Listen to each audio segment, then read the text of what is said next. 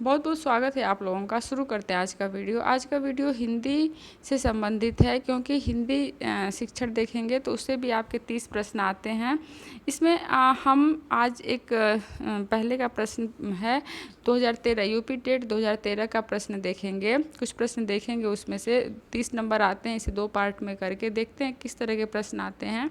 तो इसमें देखिए, शुरू करते हैं आज का वीडियो। आज के वीडियो के अंतर्गत जो पहला प्रश्न है वह है कपटी मित्र के लिए सही मुहावरा है। 4 ऑप्शन है, दांत काटी रोटी, आस्तीन का सांप, अकल की दुम और आबनूस का कुंदा। ठीक है, तो जो कपटी मित्र है उसके लिए सही मुहावरा जो है वह है आस्तीन का सांप। ऑप्शन नंबर 2 इसका सही होगा। दांत काटी रोटी यानी कि गहरी मित्रता, अकल का दुम यानी कि स्वयं को बुद्धिमान समझने वाला, और आबनूस का कुंदा यानी कि अत्यधिक जो है काला व्यक्ति। ठीक है, मतलब दिल का। तो इस तरह से ये हो गया आपका एक क्वेश्चन नंबर 1। क्वेश्चन नंबर 2 देखते हैं। इंद्रियों को जीतने के लिए एक शब्द है। 4 है, दूरदर्शी, दत्त चित्त, कुशाग्र बुद्धि और जितेंद्रिय।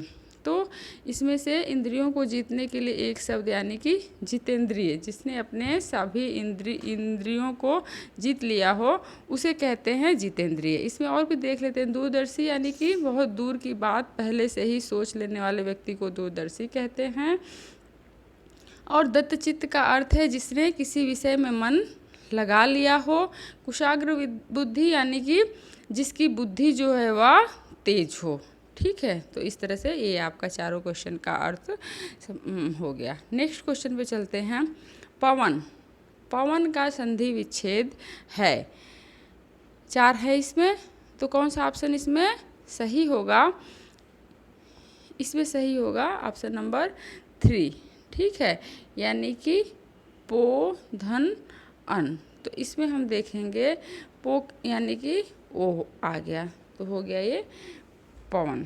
ठीक है, नेक्स्ट क्वेश्चन पे चलते हैं। पुनर्जन्म, पुनर्जन्म का संधि विच्छेद है। इसका ऑप्शन कौन सा? पुनर् प्लस जन्म, पुनः धन नरजन्म, और पुनः धन जन्म पुनर्धन आजन्म। तो कौन सा इसका ऑप्शन सही होगा?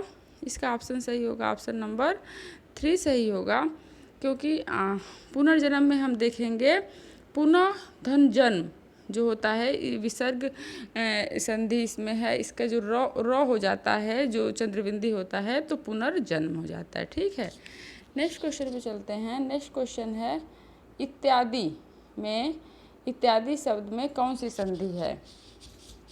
4 ऑप्शन है इसमें, यड़ संधि, वृद्धि संधि, गुण संधि और दीर्घ संधि। तो हम इसमें देखेंगे कि इत्यादि जो शब्द है उसमें कौन सी संधि है? ऑप्शन नंबर 1 सही होगा, यड़ संधि है, क्योंकि इसमें इति धन आदि, इति धन आदि के बाद जो होता है वह इत्यादि होता है। तो इस तरह से यह यड़ संधि होगा। नेक्स्ट क्वेश्चन है नाक रगड़ना का अर्थ है। नाक में चोट लगना, इज्जत देना, दीनतापूर्व प्रार्थना करना और चापलूसी करना। तो नाक रगड़ना इसका जो है सही ऑप्शन होगा ऑप्शन नंबर 3, दीनतापूर्वक प्रार्थना करना।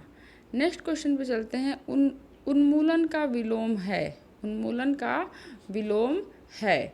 4 हैं, उत्थान, उत्कर्ष, रोपड़ और अवनति। ठीक है, तो उन्मूलन का क्या अर्थ होगा?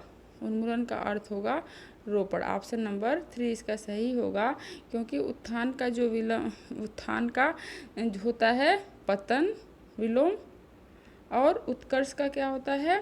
उत्कर्ष का होता है अपकर्ष, और अवनति का होता है उन्नति। ठीक है, नेक्स्ट क्वेश्चन पे चलते हैं। महावीर प्रसाद द्विवेदी को आदिकाल को क्या संज्ञा दी है? महावीर प्रसाद द्विवेदी ने आदिकाल को क्या संज्ञा दी है? चारण काल, आदिकाल, वीरकाल और विजोपन काल। तो इसका कौन सा ऑप्शन सही होगा? इसका ऑप्शन नंबर 4 सही होगा। महावीर प्रसाद द्विवेदी ने आदिकाल को बीजोपन काल की संज्ञा दी है, क्योंकि उनके अनुसार आदिकाल से हिंदी साहित्य का बोध हुआ, इसलिए उन्होंने बीजोपन यानी कि उसी काल में बीज पड़ी, तो इसलिए बीजोपन काल की संज्ञा दी है। नेक्स्ट क्वेश्चन, अतिशोधो स्नेह को मारक किसकी पंक्ति है? आलम, बोधा, ठाकुर, घनानंद। किसने कहा है? अतिशूधो स्नेह को मार्ग है, यानी घनानंद ने कहा है। ठीक है, घनानंद जो थे वह रीतिकाल के कवि थे और उनकी जो प्रमुख उनकी रचनाएं थी वह सुजान, हित प्रबंध, वियोग, वेली, स्क्लता इत्यादि हैं। नेक्स्ट क्वेश्चन में चलते हैं। कालिंदी, कालिंदी का पर्यायवाची क्या है? तो ये भी बहुत इजी क्वेश्चन है। कालिंदी का पर्यायवाची क्या है? यमुना को ही तो कालिंदी कहते हैं, यमुना नदी को। ठीक है, ऑप्शन नंबर 4। नेक्स्ट क्वेश्चन में चलते हैं। आधुनिक हिंदी साहित्य की पहली आत्मकथा के लेखक कौन माने जाते हैं? आधुनिक हिंदी साहित्य की पहली आत्मकथा के लेखक कौन माने जाते हैं? 4 ऑप्शन हैं। बाबू श्याम सुंदर दास, देवेंद्र सत्यार्थी, हरिवंश राय बच्चन और जयशंकर प्रसाद। तो इसका जो है ऑप्शन नंबर 3 सही होगा, हरिवंश राय बच्चन, क्योंकि आधुनिक हिंदी साहित्य की पहली जो आत्मकथा है वह क्या भूलूं क्या याद करूं, इसके लेखक हरिवंश राय बच्चन हैं। ठीक है, नेक्स्ट क्वेश्चन पे चलते हैं। कार्य के आरंभ में ही विघ्न पड़ना किस मुहावरे का अर्थ है? सिर मारना, सिर पर सेहरा बंधा होना, सिर मुड़ाते ही ओले पड़ना, सिर पर शैतान सवार होना। तो इसका कौन सा सही होगा? ऑप्शन जो है वह होगा ऑप्शन नंबर 3 सही होगा, सिर मुड़ाते ही ओला पड़ना, यानी कि कार्य आरंभ होते ही विघ्न या रुकावट आ जाना। ठीक है, नेक्स्ट क्वेश्चन पे चलते हैं। किस कवि को कवियों का कवि कहा जाता है? धर्मवीर भारती, शमशेर बहादुर सिंह, रघुवीर सहाय, सर्वेश्वर दयाल सक्सेना। तो इसका कौन सा ऑप्शन सही होगा? इसका ऑप्शन नंबर 2 सही होगा, शमशेर बहादुर सिंह। शमशेर बहादुर सिंह को कवियों का कवि कहा जाता है।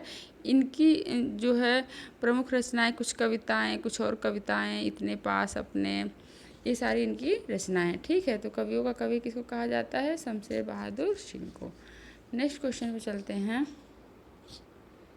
दशरथ सुत तिहुँ लोक बखाना, राम नाम का मरम है आना किस रचनाकार की पंक्तियां हैं? 4 हैं। तुलसीदास, कबीर, केशवदास और सूरदास। तो इसमें कौन सा ऑप्शन सही होगा?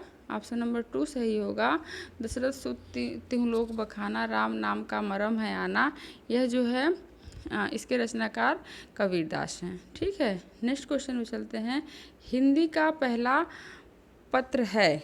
4 हैं ऑप्शन। उदंत, मार्तंड, इतिहास तिमिरनाशक, बनारस अखबार और हरिश्चंद्र मैगनीज। तो हिंदी का जो पहला साप्ताहिक पत्र है वह है उदंत मार्तंड। ठीक है, इसका जो प्रकाशन था वह जो इसके संपादक थे वह थे पंडित जुगल किशोर शुक्ल थे।